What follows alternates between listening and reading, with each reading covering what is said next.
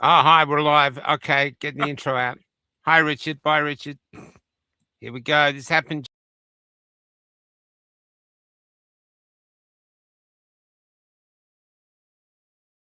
Nominate a series of reforms that we'll introduce to the New South Wales Parliament on Monday in a few days' time. Firstly, the government will act to ensure that we restrict the authorisation of public assemblies during high-risk times like when there is a terrorist event in New South Wales. When a terrorist incident is formally declared under the Terrorism Police Powers Act, the Police Commissioner or Deputy Commissioner of Police, with the agreement of the Minister for Police, will be able to declare a specific area where the public assemblies are restricted for a period of time. A public assembly restriction declaration. That might be any part of the state or all over the state. No public assemblies in the designated area will be able to be authorised, including by a court. Police will have access to existing powers to move people on where their behaviour presents or causes harassment or intimidation or obstructs traffic. We hope this will be a strong signal to the community that assemblies in public spaces in a designated area are unsafe or discouraged during a period of mourning or division or terrorism.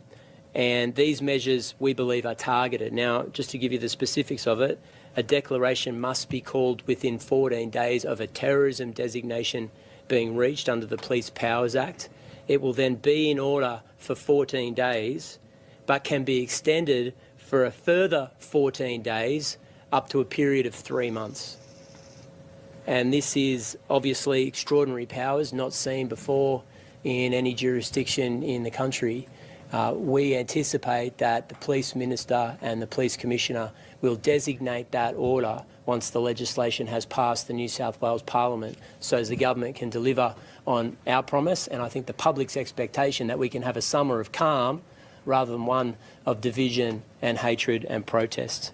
These are important changes, but they're necessary, we believe, to live up to the #1 priority of any government in office, the #1 priority for any political leader, any government or any parliament, and that is to protect its citizens.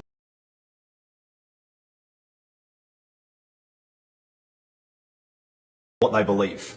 Know what you stand for, know what you stand against, and have the courage to take that stance. That's why I'm making this video. I don't normally speak on politics. As a matter of fact, I never speak on politics.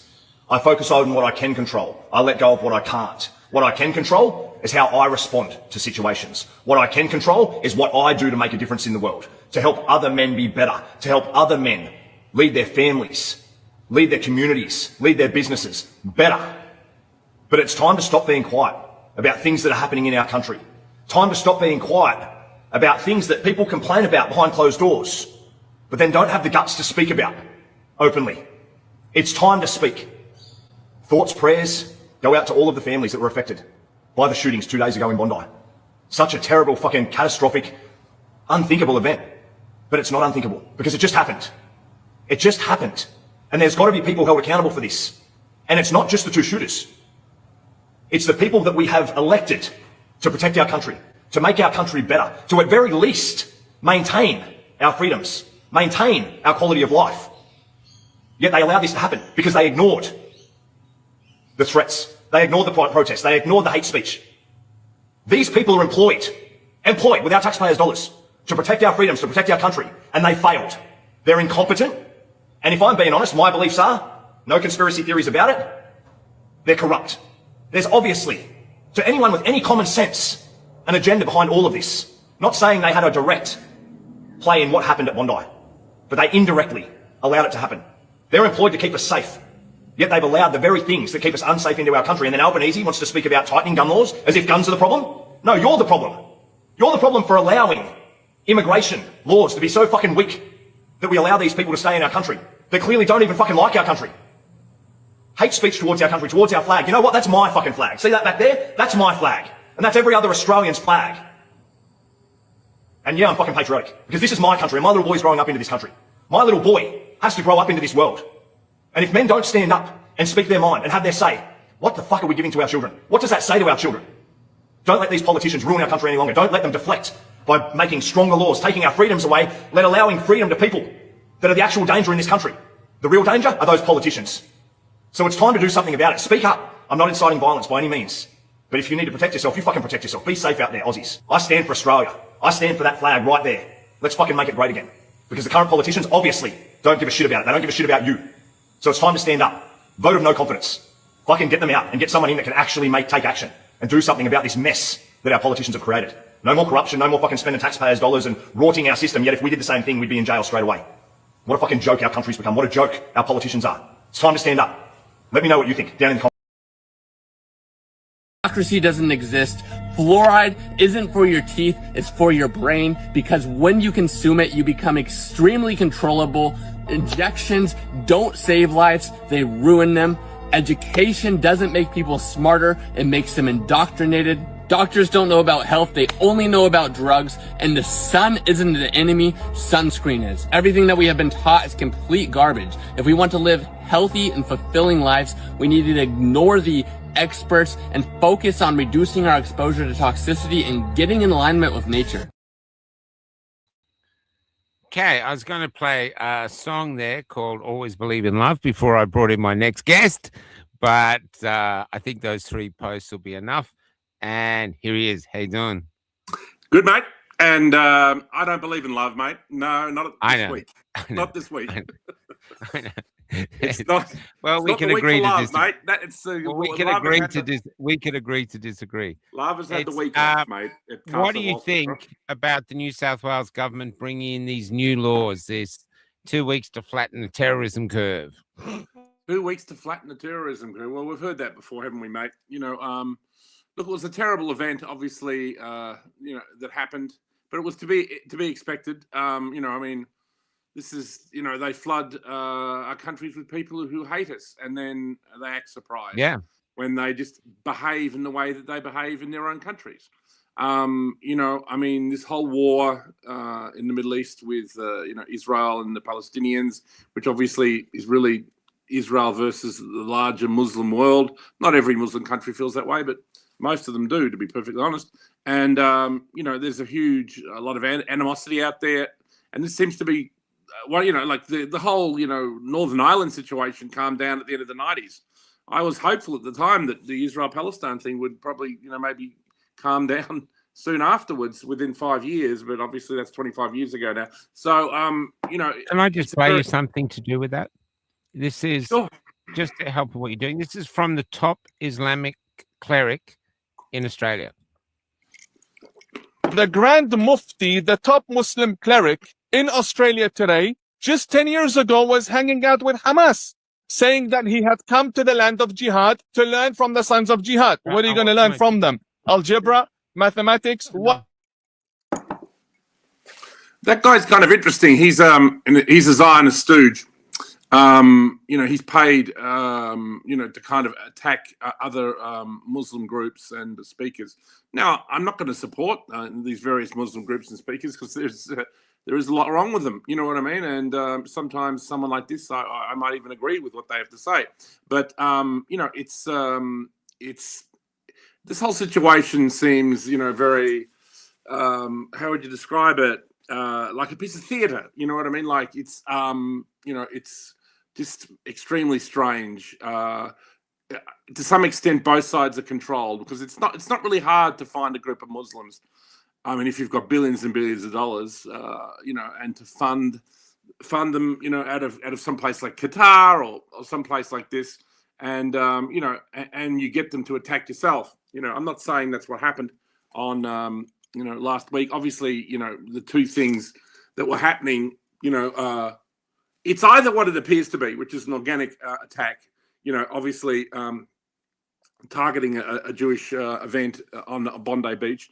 But I think more than obviously, you know, that it was an attack upon Bondi Beach itself. Bondi Beach is the most famous beach in the world. It's a great symbol of Australia. It's where everybody who comes to Australia for tourism wants to go to. So the image of this country has been tarnished terribly by this event. You know, so it's a national tragedy. You know, I've been to Bondi at least 20 times. I've walked across that bridge. You know, there's a lot of great restaurants. There's some nice bookstores in the area. It's a lovely place, very relaxed. Nothing like this has ever happened. I mean, in the Australia I grew up in, this is just not on the cards because we're not involved in the Gaza Israel conflict. No matter what you think of it, it's over there. You know what I mean? You can take your different. I know friends of mine are on the Israeli side.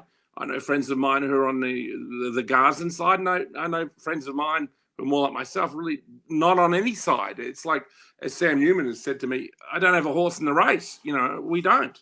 Most Aussies don't have a horse in this race, but we're being dragged into it. You know what I mean? And you'll be seeing that at the moment, because what do you get from the Labor Party? The Labor Party's reaction after there's a radical Muslim attack, they say, oh, the problem is the far right. The far right? The far right have done nothing. They spent the last 3 months, they kicked some guy who attended a neo-Nazi rally, some guy they kicked out to South Africa. That's what they're concentrating on. They arrested this guy, Joel Davis. He's connected to that same group. They've arrested the Thomas Sewell guy 2 or 3 times. Damo, they, have been harassing over some joke he made at an event a year and a half ago, whatever it was. It's just ridiculous what's been happening out there. Hey. There you are. I was worried, mate. I just got to say that it's been working constantly all day, and now suddenly it's not working. It could be worse. Yeah, but I do have some things to bring up and show you. All right, because this is from England. Yeah, I'm going to do my best to get an answer, but I'm not sure I'm going to get one based on the 2 we've just heard. Without any kind of mandate, the government wants to do away with jury trials, and it wants to extend the powers of magistrates to sentence people for up to 2 years without any right to appeal, conviction or sentence. Can she confirm that last year, of 5,000 cases appealed from magistrates' courts, more than 40% were upheld? Is it the government's policy to simply live with this number of miscarriages of justice? Yeah, I mean, this is this hate speech stuff you're seeing, that they want to push in Australia. I mean, obviously you and I would be in jail if we lived in the United Kingdom. Yeah. Well, no doubt. It's going to happen here, man. We just, and they want to bring that in here. I mean, yeah, they do. And they're sending people to jail for like 2 tweets that reach 33 people. They get 2 years in jail. I mean, this is look, the problem is the government is criminal. And this is exactly a carry on from what we saw under COVID, mate. The government is behaving in a criminal manner. And then anyone who notices or complains, they're shutting up. You know what I mean? Yeah. And, this is why, look, I'm about 50-50 in relation to Bondi, whether it was what it appears to be, because it could well have been. I agree. Or is it some kind of false flag where, I don't know, there's been different... We don't even know to go into the details, but we all know how false flags are done. There are ways to do it. Intelligence agencies. Can we talk about that? Because there's a madness to people. I'm sorry. People are going, it was all actors. No one got shot. They all acted. Yeah. That's crazy. That's crazy. Although this is funny. Now, well, I think he deserves it. He deserves it. Best crisis actor. And look, it was a tough year this year. And I think he earned it, that Mr. Ostrowski.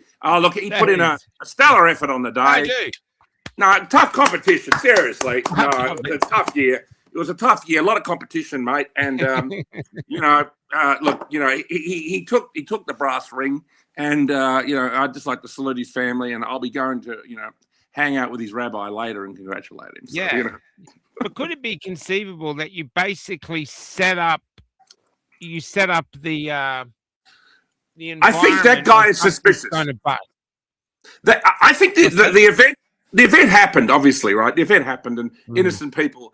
But that particular guy was very strange. Whether he was legitimately injured or not, in a sense, that's what I would call oversourcing. You know what I mean? Like, when you've got, say, a French cook, he adds too much sauce, it's too rich. You know what I mean? Yeah. Like, the attack itself was so deeply shocking, you didn't need somebody there from Israel who had just so happened to have survived October 7. If you want to go and find out, you put this into ChatGPT, what are the odds of surviving 2 terrorist attacks, one on October 7 and one at Bondi Beach? A couple of friends of mine have already done it. It's something like 1 in a trillion. That's about winning. that's like winning. But then at the same time, too, 5 times to counterbalance that, surely if there was some apparatus behind all this, they would go, mate, you were there. No one's going to believe you were there. No. We need new faces. Well, it's strange. Can I tell you, I think we're dumb. Yeah, go ahead. Well, we are a little dumb because when they had the stabbing in Bondi, where that guy went nuts and started stabbing people, Yes. people were going, it's all act, it's all actors. And I was going, Yep. okay, let's just think about that on a common sense level. Now you've got all these people running around who are not in on it. So Yep. you've got to have your actors who can act within these people who don't realize they're in a movie. Yeah. Then you have to find actors who are incredibly brilliant, who can act basically ad lib on the spot, who can deal with high octane situations, and yet no one's ever seen or heard of them. And after this is their only gig, and they get no credit. Well, they get paid a lot, I imagine. But look, the interesting thing about that guy who got shot is that, if you and I had been there and got shot in the head, first of all, even if we had some triage at the scene, we'd be like, please take me to hospital, because you never know. You know what I mean? Shot in the head. They've been shot in the head. Your first thought is, no, I'm not going on camera. Let me. The guy had got on camera. I've been shot in the head. Go for hospital. That's right. If the guy had, and also he'd been shot in the head and he takes a selfie on the ground, that was just odd. It was very strange, and that to me is oversourcing the meal. You know what I mean? Well, shats up though. The fact that he knew he could remember his code to get into the phone right. probably made him think, "Hey, I'm still alive." So that's it. No, I think that they went a bit too far there. And look, I actually watched it all live. You know what I mean? Because when these events happen, you want to sort of catch them out. And when I saw that guy, I immediately went, "Hang on a minute." Anybody like that? It was within the hour they had him on TV of the shooting being, and I thought anyone would be rushed to hospital. That was strange. And then obviously I didn't know anything more than, why is he being interviewed with this weird bandage on his head? You know what I mean? And then there were a few other ones. There was there's some young woman who had been a witness to it all, and she was like a model, and they had her on television for about 20 minutes, and you'll never see her again. But I thought her story was very strange. It seemed crisis actory. But I would say that the majority of the event is real, of course, and now, it looks like the heroic guy, the guy who saved the day, he was real. I haven't heard this bit. I heard the guy interviewed. He said he took the photo and sent his wife, "I love you," not knowing whether it'd be last message to her. Yeah, well, he want to make sure she loved him, because she might go, "Yes." Yes, that's right. Got rid of that house is mine. That's right. Maybe she's behind it. You know what I mean? Or his brother. Well, they blame Iran. They're blaming Iran already. I mean, you can see that coming a mile off. There's all this stuff, where they want to make certain phrases illegal. Now, never let a crisis. I'm not. I'm sure you know. Look at our friend Damo. That's Look right. at our friend Damo. Perfect. Wasn't that ridiculous? All the money they've spent trying to convict Damo, who was making a theatrical point because he's an artist. And so he was absolutely legitimately allowed to do it, and he was completely right. He wasn't joining any party or anything. He was just making a point. Now and think about this money trying to convict him. And these guys who are on an ASIO watch list with Arsenal in the house, no, we don't have the money for you because we're trying to get Damien Richardson. He's endangering society. Do you see what he does? He's not just changing light bulbs when he puts his hand up like that. He's trying to intimidate us. I know. So, the government, the last 3-4 months, they've spent most of their time in relation to national security, pursuing this network of 100 people, which is the National Socialist Network. Joel Davis, they deported that guy to South Africa. Thomas Sowell. This group has never committed a terrorist attack. The most they've done is get into fights with Antifa at some of these anti-immigration rallies. That's it. They're not a threat to national security. They're basically just a bunch of patriots. Now, a lot of people might not agree with the radicality of some of their thinking, but I think they have the right to have those opinions if they wish to. And, it's like there's nothing wrong with it at all. And yet they spent, I don't know how many untold man hours pursuing this group, and yet nothing in these radical mosques. And we all know, look, believe me, you think those neo-Nazis dislike Jews, go talk to any Muslim and ask them off the record what they think of Jews. Believe me, they make Nazis look like they love them. Most Muslims do not like Jews, and we have about 1 million of them in this country at the moment. And they blame September 11 on them. They say October the 7th was false flag, blah, blah, blah. You talk to them, and I mean, of course, not all Muslims are radical, of course. I think I've been sharing, there's been a lot of Muslims talking on Instagram, and most of them are going, we don't want this. We came here for peace. And they're actually telling the Muslims this is what I've loved about it. The Muslims who are doing this are saying, "Hey, go back to the old country and fight it there. If you really care so That's much, true. take it there. That's where the battle is. Don't bring it here. This is our safe place. We want to bring our kids up here." So I've been seeing great unity. I haven't seen people on my feeds, and maybe other feeds, but on my Because you feed. think about it, all haven't these. seen people- Yeah. There have been many Islamic terrorist attacks around the world, and there's been some in this country. There was the famous one at the Lint Cafe, and there's been a number of ones. There was that guy who went on a stabbing rampage, killed that guy who worked at Pellegrini's or whatever.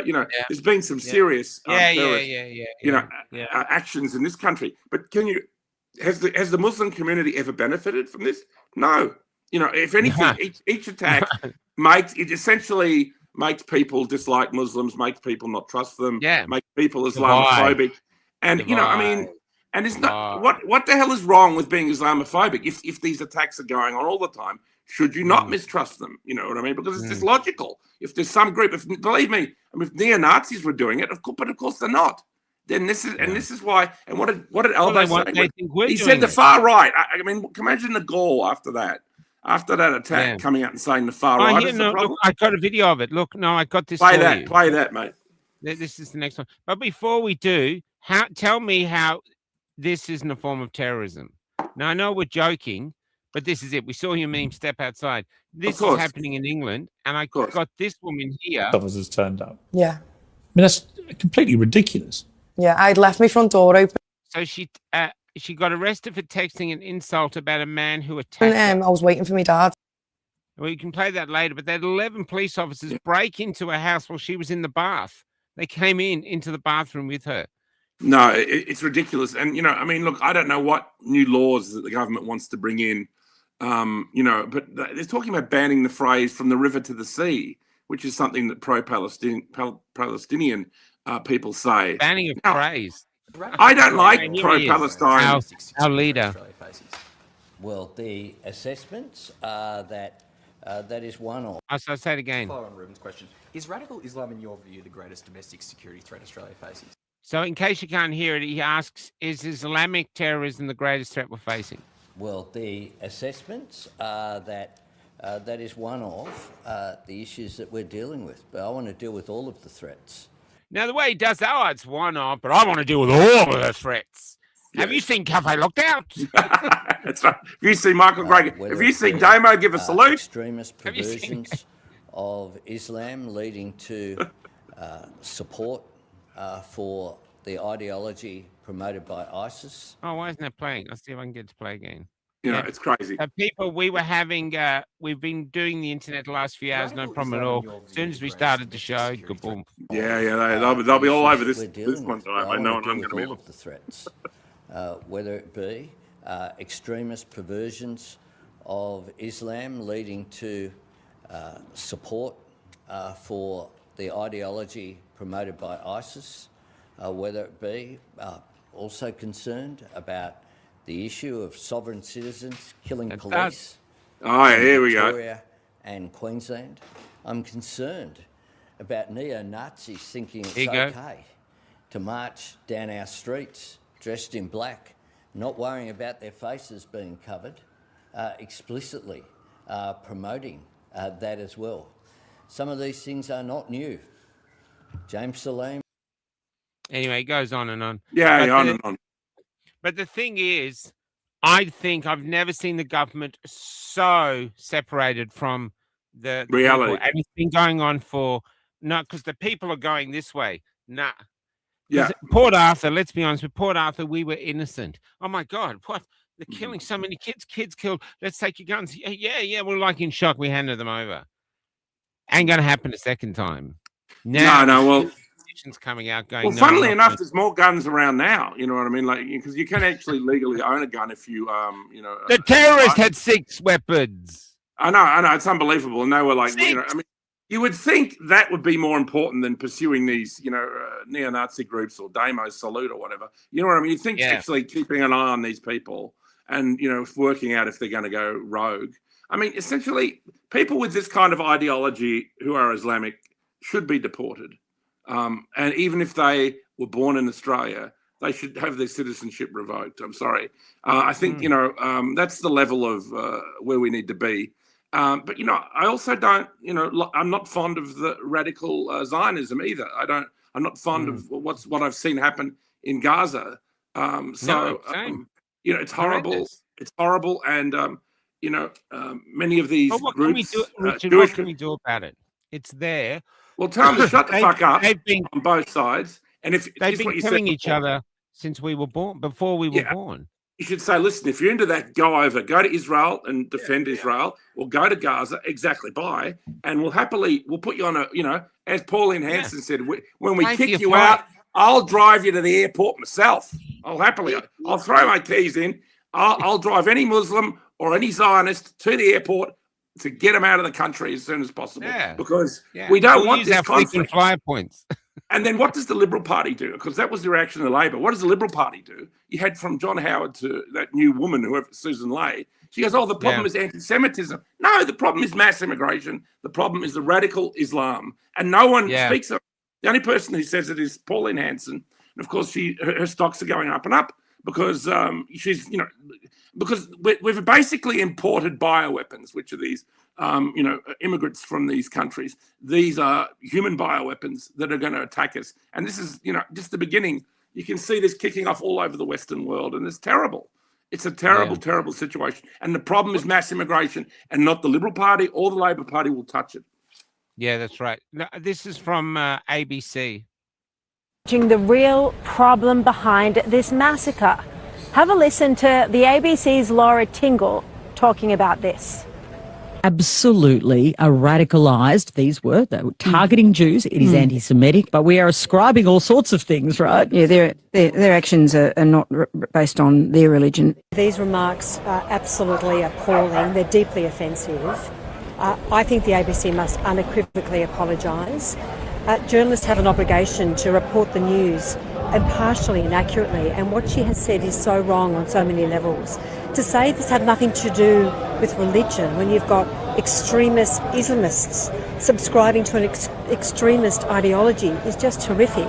And this was a very significant Jewish festival, the first day of Hanukkah. So the ABC, from my perspective, has completely lost the plot. There's an ABC Act which requires them under law to be impartial, to be accurate.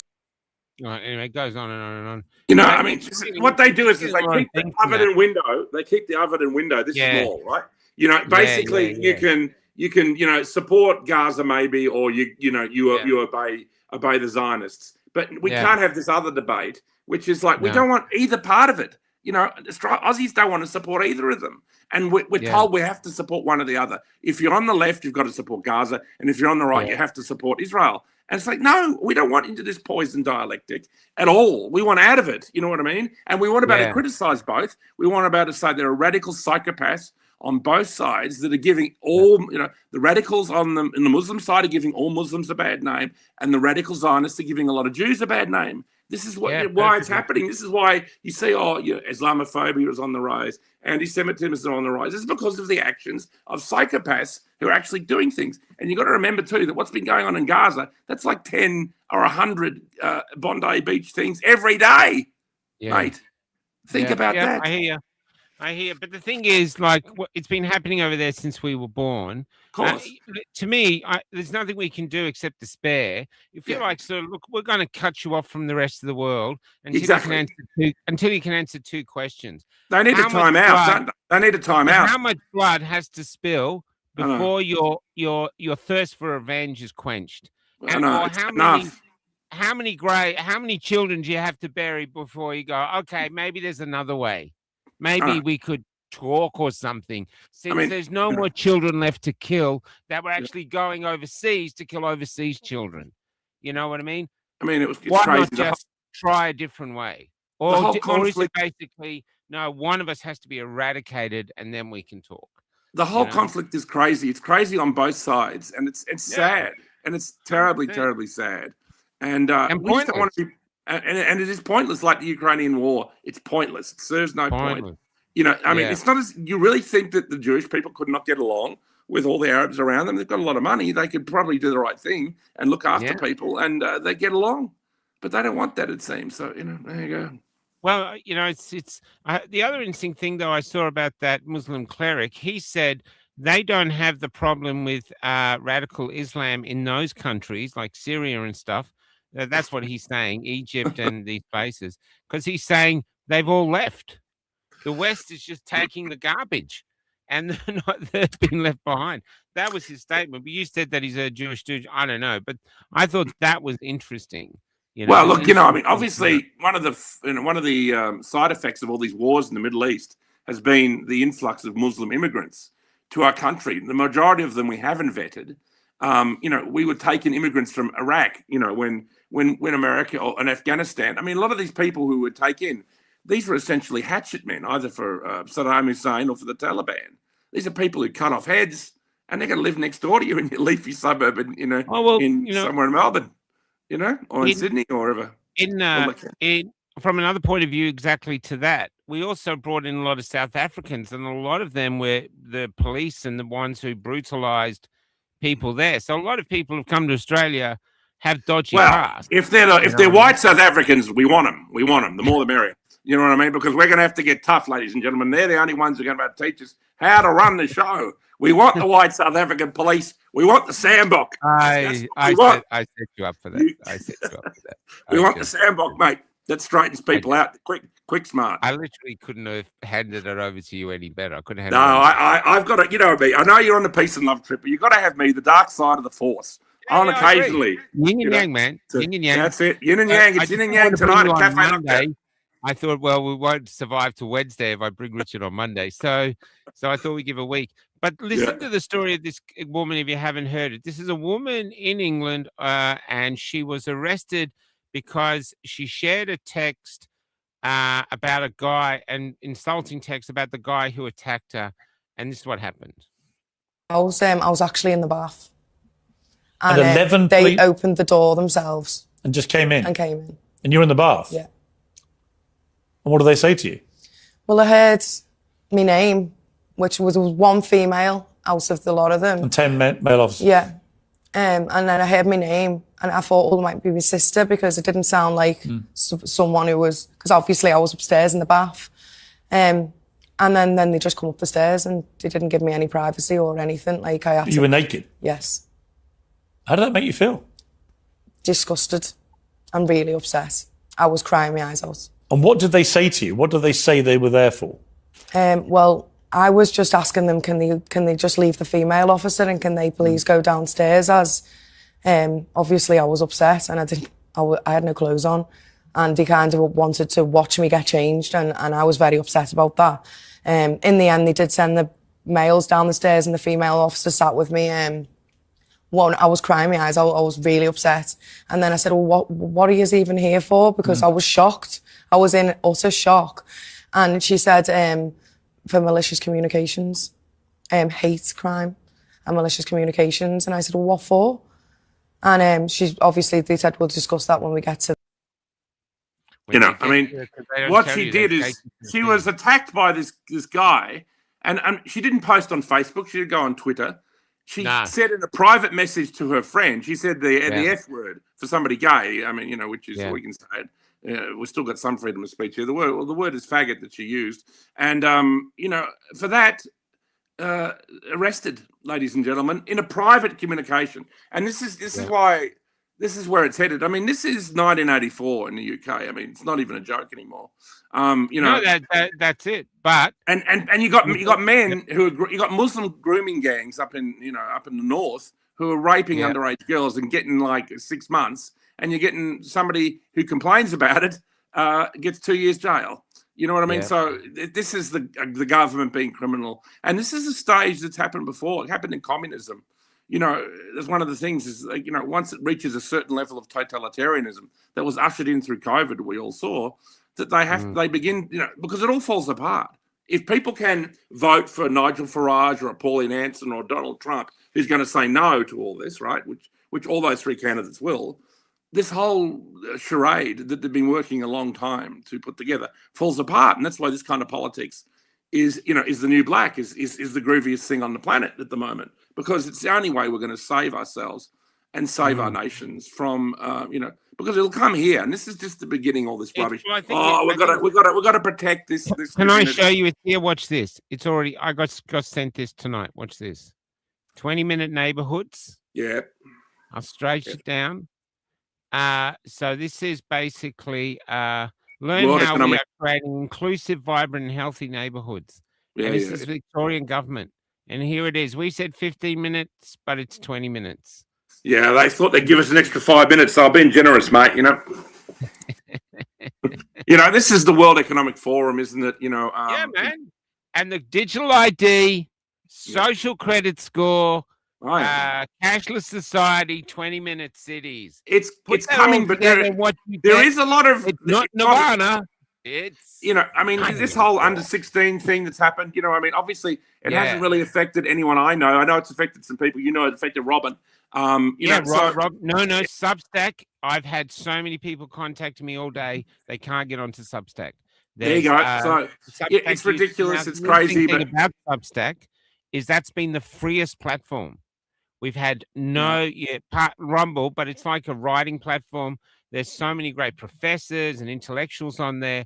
And now that's probably why they want to shut it up, mate. That's probably why they want to shut it up, because it's a place where you can actually write some things. And I know there's a lot of articles I've read at Substack over the years that are good. And it's unbelievable the world we're living in. We're still on. I don't know why we're still on. Every time I go there, I expect to get age verification. Maybe after tonight, you won't, mate. So no. So if you got on my Substack, if we don't get on, I am not complying. So if anyone asks me for age verification, I'm not complying. I can testify. Michael is over the age of 18. Many of you find that surprising. I know. I mean, surely AI can work this shit out. I mean, it's got to have some positive uses, doesn't it? Surely. But anyway, no one I know is really. And actually, I do know a couple of people lost a Facebook account because they were using, they weren't using proper, whatever. Oh, I got the record for it. Yeah. So I got the record. 10 years, mate. You got 10 years. 10 years, man. Unbelievable. Lisa, if you're watching, Lisa will tell us. You should sue. If you could, because apparently Facebook headquarters are in Ireland of all places, or there is some. Wow, and some people who have had 100,000 people and stuff like this. Yeah. You can crowdfund it, get yourself $100,000, and off you go to Ireland. You can film it and just sue Mark Zuckerberg. Get your page back, mate. Because people have done it. That's actually not a bad idea. I'll put it to some of anyone with money. Let's. Yeah. Come on, this is a call out. We want $100,000, and with $100,000, I think the two of us could go. I think Actually, if they think I'm leaving Australia, probably Asia would pay for it. That's right. Hang on. If I was leaving Australia, Mossad might pay for me. So Now, I had something interesting happen the other day. We're on a caravan park. There was or on a showgrounds. There was a woman next to us. Turned out to be a teacher. Yeah. Very happy with the state of affairs. Said her young teenage children are gloriously happy and positive about the future of Australia. And I said, oh, they must be living in denial then. And they must be stupid. So we didn't get on very well. You got stupid kids, have you? But what she said, this was really interesting. What she said was, yeah, I heard about you on 774 ABC Radio. Yeah. I went, oh. I said, anything good? She said, just the facts. I said, oh, so nothing good. Nothing good. But I thought, hey, 774, you're talking about me. You haven't even kissed me. You haven't even. Well, I've had a very busy week this week. I've got a bestseller. A fantastic book I've picked up in the bookstore this week, which is Goodbye Road by Mr. Michael Gray Griffith. And I actually got sent a couple of copies, and I do a little book market every now and I sold them both today, mate. So it's pretty good, isn't it? Oh, really? Yeah, really? Absolutely. Yeah, it's good. Thank you very much. We should send you a box. Send me some more. Seriously, they were popular. I mean, people were actually like, oh, wow. People know you, believe it or not. And I'd just like to say, this is great. And I like to agree with John Stapleton at the back. He says that in the introduction that Michael is Australia's greatest living historian who's going around documenting our times. And obviously, all of us have seen the odd essay pop up from Michael Gray Griffiths, get sent to us in our inbox as well at his Substack and various things. Have you read anything but the back? That's right. No, I've read. I found out that I didn't get much of a plug and that Tom Vogel did. I'm most upset. I've been wanting to shine his head with a bit of polish, boot and polish into a Benny Hill, but no. So there you go. Next book, I better be thanked, or else I'm not reviewing it. Sorry. I didn't It's all right. expect it to ever be published. That was John Stapleton. I was just That's all right. Look, I know you love Tom more than me. That's all right. I feel for Tom more than you. He's been going through a lot of worries. Wow, he's not People so are really bad. loving the book. I like to I'm stir him. really I like moved. to stir him. He's not so bad. He's a No, good he's a bloke. great guy. But people Yeah, I really like to love stir the him. book. I'm really moved. I'm really seriously amazed how it's selling. You know what I mean? So, yeah. So it's to say that basically the state cancelled me as a writer because I wouldn't.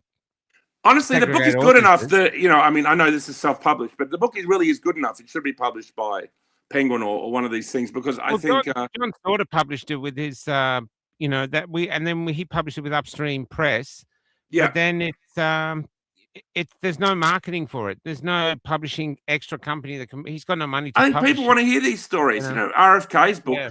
has sold very well, and you've got books by what's the name of that woman? I can't remember her name. Yeah, he Naomi Klein, is it Naomi Klein or the other one? Yeah. Yeah. And we've changed it now to the Banned Book Company. So he's got his books on there. Paul Conlon has his book. So what people are buying, they're buying all the books. Yeah. So we set up, what we do is we market the book. So if you're a writer, you've written a good book and you can't get it marketed anywhere because, well, you're on our side. It's the Banned Book Company. The Banned Book Company. And people are coming in and they're buying groups of books. And Well, I've got a collection of my own essays. If you really want to publish something, I all right, Richard, put it together, man. I think that's great. And John is brilliant at he edited the book, so he puts it all together and properly and stuff. So he was the one that did it. So no, this is great. No, I've been dipping in all day because I've been working today, and just it's just great. Reading some of these essays, and names pop up from everyone from the freedom movement, and of course there's just too much Tom Vogel, but what can you do? But yeah, hey, you got a bookstore. If they're selling there, man, I'll send them down. No worries. They're selling everywhere, mate. I think it's a hot item. People want to see. People really are a sucker for alternative opinions. People love it, and to have a reference book like that is fantastic for people. Collecting your writings, and so 5 stars, mate. Well done. Sweet. I'm really moved. I can't believe it's selling on a. That's. Yeah, why not, mate? Why not? There are people buying it from the bus. So we have a collection in the bus, and they turn up and stop and want to buy it. And it's lovely. You sign it there. You can sign it personally to them. And you just sign something positive like "We're all fucked." Yeah, I think I've got a message here actually. Very nice autographed copy. Very good, mate. Private message. So very nice. Yeah, but it is, and I think your essays will go nuts because I'm telling people, there's David, who's sort of the more lefty intellectual than you, but still deep conspiracy theorist. I mean, he's the deepest rabbit. I can't believe he hasn't found the rabbit. He's gone so deep. He's gone so deep. Yeah, he must have found it, and he doesn't eat it. He's a vegetarian. But his son eats meat. He's got it at home. He's got it at home. He's taking care of it. Yeah, look, David's written many essays. David has written many.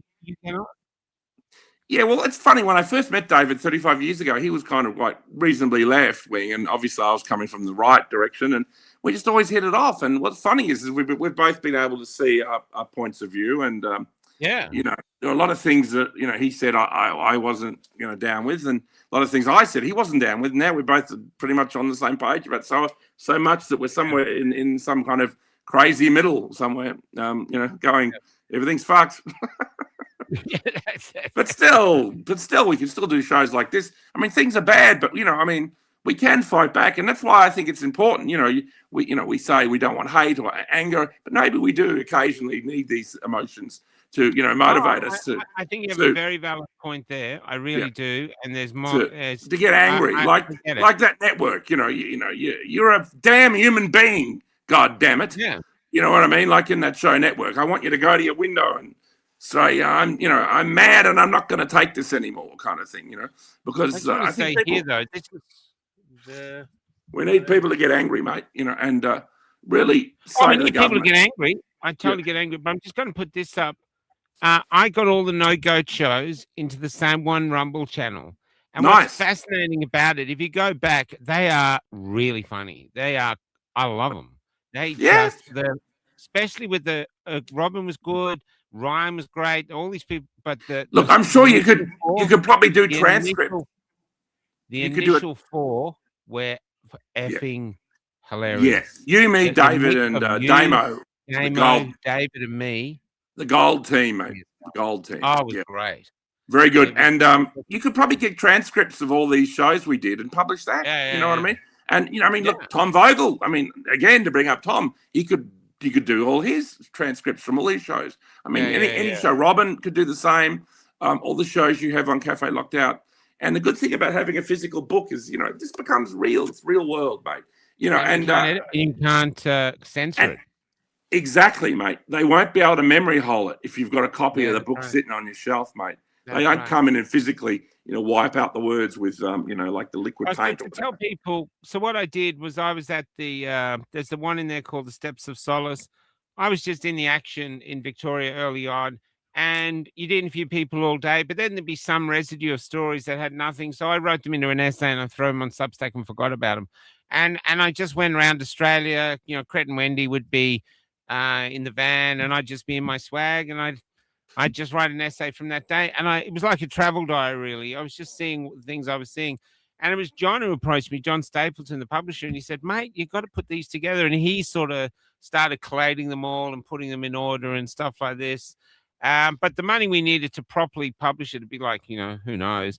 And there's just no point. So unfortunately, well, it's fine to do it like this, but I think it has potential. And submit what you've got, submit it to some publishers. You might find someone brave enough. Whoever publishes RFK, people like that. Whoever publishes people like Naomi Klein, these kind of people. Yeah, it's not a bad idea. They might bite, and you might get a nice little 20 grand advance or something. So look, it's an exciting.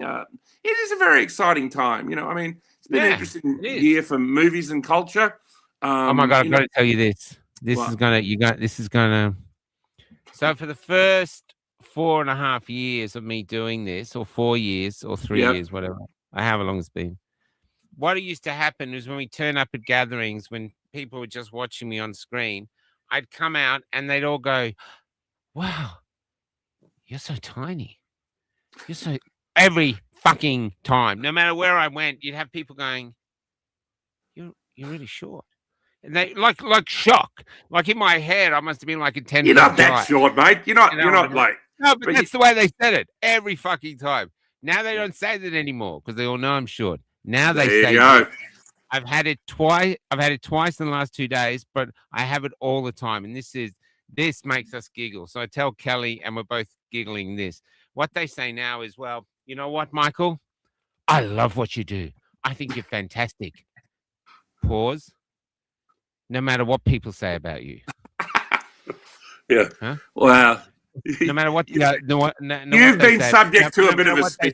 And you're going, excuse me? So you've been subject to a bit of a smear, as I have, Yeah, but there's another smear I've mentioned your name around certain people, and some of them, I just go, shut up. Michael's a good bloke. That's all there is to it. That's all there is to it, mate. Michael's a good bloke. No, but what's funny though? Is he an angel? Is Michael an angel? No. To be an angel. He isn't. Oh my God. This is how heaven works. This is how you think. Look, can you believe? Say you got to heaven, right? Yeah. You're in heaven. A long shot with me. I reckon you'd survive in heaven if you managed to get through, which you could, because I think you're far greater than what you think. So, but say you did. Say you were there for like 3 days. Walking around in your white robes, or floating around in your white robes, feathers, wings on your back, playing the harp, and everyone you meet, you have to come up to and tell them sincerely, "I love you." After 3 days, you'd rip your wings off, fly out the back door, go down to hell, run in the back door of hell, and go, "Quick, someone, fuck me in the ass! I can't take any more love." I don't know if I'd be saying that, but I think I like the idea that if there was a hell, that somehow if you got into heaven, you could maybe rescue the odd person. You know what I mean? Go down there and sneak them out, smuggle them in. I wonder if you get in trouble for that. It doesn't make any sense, does it? But one of the interesting things, if there is a heaven, it would be basically to be like things like the Library of Alexandria would exist in heaven, and it doesn't exist anymore. And you could read these 10,000 volumes that were lost to antiquity. Like we know I think about 5 or 6 plays by Aeschylus and Euripides, 10 plays. Would you by be Euripides. disappointed if They most of wrote it was 200? porn? They wrote 200, mate. Richard, And yeah. with the Alexander Library, would you be disappointed if you walked in there and most of it, like 80% of it, was porn? Well, I'm sure some of it would be, but like that's one of the great tragedies in my view, the loss of the Library of Alexandria, which if you watch a show called 2 great shows deal with that topic. One is Kenneth Clark's Civilization, which is 10 hours everyone should watch. And that's the importance of Western civilization. If people wonder, if you go, well, what does Richard always go on about Western civilization? Why is it worth protecting? Watch a show by Kenneth Clark called Civilization, not the new one that's woke with somebody with blue hair talking about, how Ethiopians made Western civilization. That's bullshit. And it's the Jesus old one where it's all European people, mate, Kenneth Clark. And the other show is Cosmos by Carl Sagan. Oh, my God, Cosmos. Oh, I was so in love with his voice. I used to watch. My family didn't give a shit. They were like, "What are you watching this shit for?" Both those shows, both those shows make an old cynic like me, cry at moments, and in the beauty of the revelation of the glory of European man and woman. The thing is with you, and this is true. The thing is with you now. I mean, you've read all the intellectuals, all the philosophers. But now is the time for intellectuals and philosophers. And that's what you've been doing with it. You know what I mean? So we could start documenting it down in writings of what you think and what you're seeing. It's almost like why you're here, because you're right here and you're brilliant at it. You are staggeringly brilliant at it. That's why, even though like everyone calls me short, literally every third person that come along and go, "You got to get Richard off your show." I go, "I'm not getting Richard off my show because he's great. I'm not doing it." Fucking so often. It's just like, yeah, whatever. And well, like David, that's a good review in a way. If they want to get rid of me, if they want to get rid of me, that's often a good review because obviously I'm saying something that upsets the right people. So, obviously, I mean, I love philosophy. We could talk for philosophy for hours. I love doing that. Philosophy is the reason to exist, really. And, I love certain philosophers and, that's what I do in all my spare time, not all of it, but a lot of it, is just read on various things. Sorry? Anything new you've read? Anything new? What have I been reading at the moment? I'm reading. Well, it's funny. I'm reading 2 books at the moment. One on Alex Karp, the guy behind Palantir, who is, like building this kind of deep state surveillance thing. Like part of this guy is interesting though, because he's a friend of Peter Thiel's. He's a friend of Elon Musk. Not all of him is evil, but there's definitely an evil part of him. And then I'm reading a book on Bez from the Happy Mondays, who used to just take a lot of ecstasy and cocaine and have a good time in the 90s. And there's somehow a nice balance there between this kind of hedonistic rat bag and this, deep state, maybe CIA, Palantir thing, I'm fascinated by the, things like that. But philosophy rise, I always read Heidegger and Nietzsche and Hegel and, a guy called Emile Cioran I've been reading of late. I read the new book by Michel Houellebecq called Annihilation. It's about 600 pages long. Michel Houellebecq, it's spelled, his name is spelled Houellebecq. It's pronounced Houellebecq, but it's pronounced Houellebecq. And it's one of the most disturbing books I've read in a long time. Oh yeah. Like it just fucks you up. Like, about it. Is it basically saying we're on the road to annihilation? Well, sure. That's part of the theme in a way. Nice. It's just, it's set in France. It's set in France. This guy, he's got all his family stuff going on. And he works for like a Macron kind of figure. And there's this weird terror group that are doing these weird satanic things and producing videos of terror attacks and people getting guillotined that look real but aren't real, that are like deep fake, but at a level that, is just unheard of. So it's a very strange novel. I don't really want to talk about it too much. It's a novel. It's a novel, okay. Annihilation, yeah. And it's just, it kind of is a bit slow in the middle, but if you stick with it, it's got an absolutely devastating ending. So there you go. Wow. Okay, Annihilation. This is what we should be doing books. So that's a popular dumb book, isn't it? Yep. Yeah. Yep. That's out from whoever publishes Michelle Welbeck. But I love all his books. He wrote a book called Submission, probably around 15 years ago, that was about what will happen when France becomes taken over by Muslims, which was obviously demographically where it's heading. And it's set it was set about 20 years in the future, about 10 years ago. And women have to wear the veil, and Jews are no longer safe in France and have to flee to Israel. And this is probably going to happen. You know what I mean? So it's it was very controversial because he got accused of being racist, of course, blah blah blah blah. But he's not really that way. He's anything you do now to question the government, you get labelled racist, misogynist. Did you see the thing they did? This pissed me off. Let me see if I can. What's wrong with my mouth? Pull that up, mate. I just saw this. It's just I thought I was out of things, but this thing upset me more than anything today. I thought this was disgusting, and I'm pretty sure I shared it. Yeah, here it is. Okay, so this is the front of the West Australian newspaper. Okay, watch this. Yep. And before I post it, I have to say to the journalists who did this, you are seriously disgusting and need psychological help. Yep. Here we go. How we stop this pit becoming a monster. Call for DV lessons at schools to address the menace of toxic masculinity. What a load of rubbish. Front page. The reason we have a high suicide rate in the country, one of the main reasons for suicide amongst men is shame. And that is the state shaming our young men. Women out there, if you've got a son, I recommend you call the West Australian and you rip him a second arsehole. And fathers, now is the time to speak. This is absolutely, utterly disgusting. Yeah, they don't want strong men, basically. They don't, because that basically strong men will defeat this agenda. This slavery. They don't care about hurting your boys in it. Now, and I know you say you want to love everything, but I don't want to love that kind of agenda. I want to fucking hate it, mate. And I want to hate the people behind it. I'm sorry. No, neither do I, yeah. They deserve to be hated. No, I'm not talking about, you and I are pretty nice guys, and we get along with most people we meet, particularly if they want to engage in conversation. But there is an evil agenda, and we've seen it from COVID to all these terror attacks to these wars, these pushing these agendas on children. This is all fucked, and we need to hate it. And and we shouldn't be afraid of hate. They're always going about hate speech. Fuck off. Okay, we need to hate these things. Okay, and we're going to need to say some things that people aren't going to always like. And it's like, oh, someone got offended. Like, I don't care if anyone's offended. You can't go through life not being offended, mate. Anyone watches this show's going to be offended.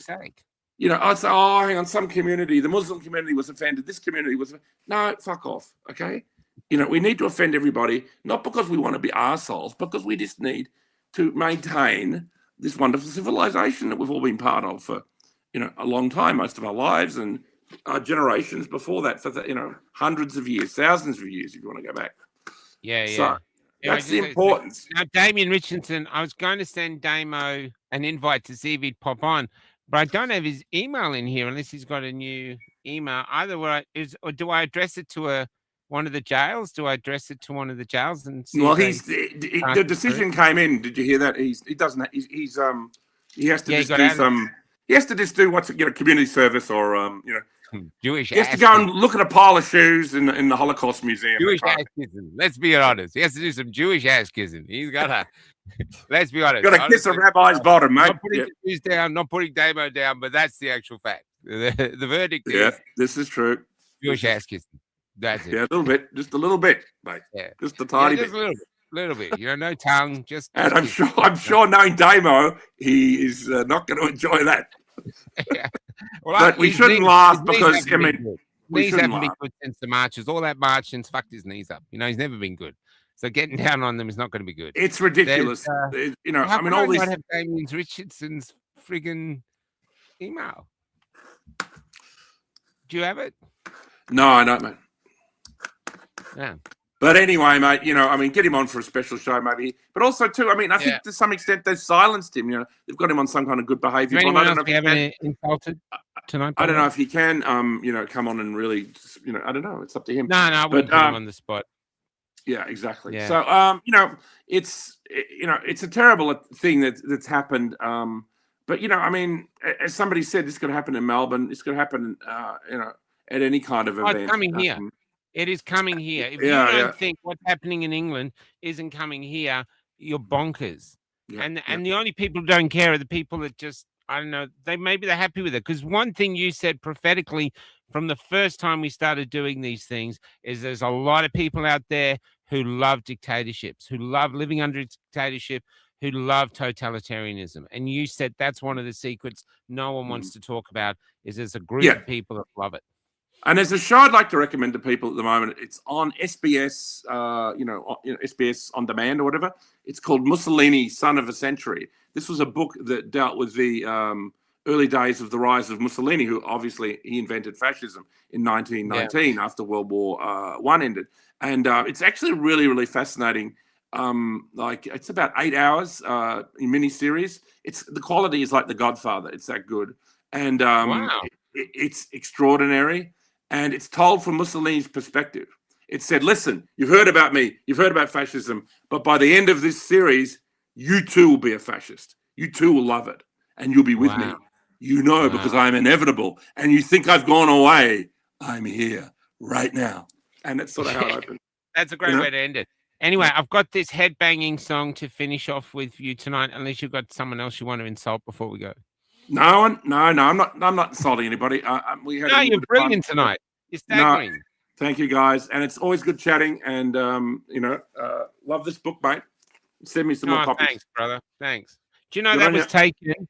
They had that sign, Australian Under Free. That was taken a minute or two before they shot Matt Lawson. First person to be shot by police. First protester to be shot since Eureka Stockade.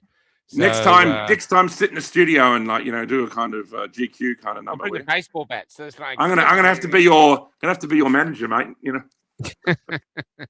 Okay, this is the head banging. Get ready for it. Get ready to bang your heads. This is especially for Richard. This is a song promoting hate. It'll stick in your head. Sorry about that. See you guys. Good night. See ya. Good night.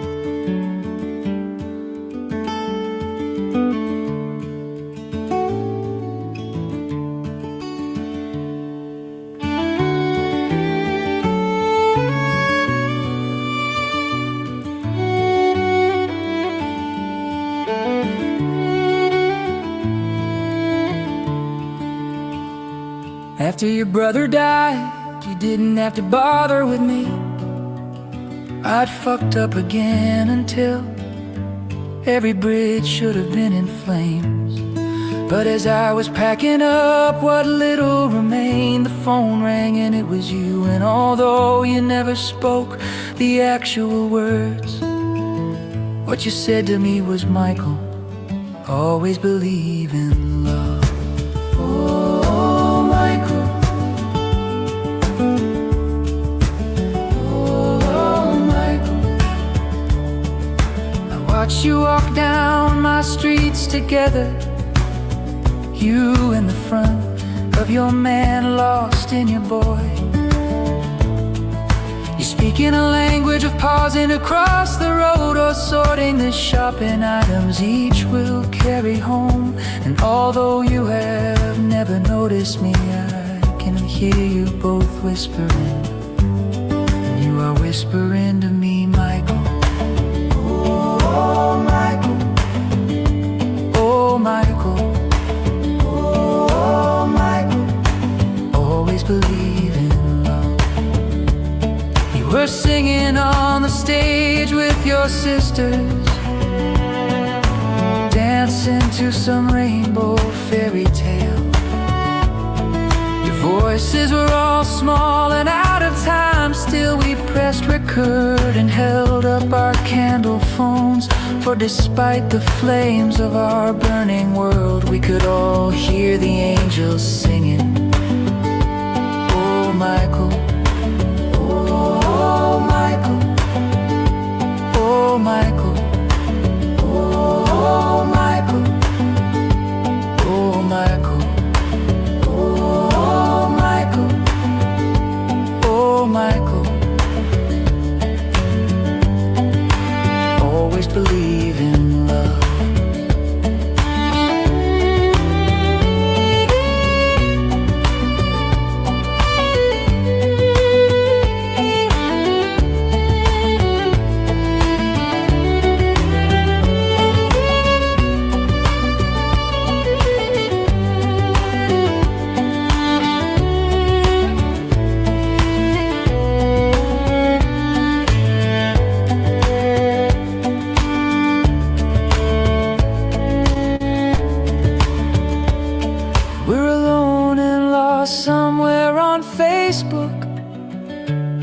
There's a gorilla loving a fallen human child, and we're all wrestling with shadows while wondering if inside the dark we will finally find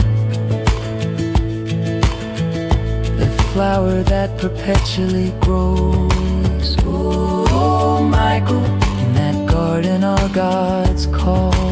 Oh,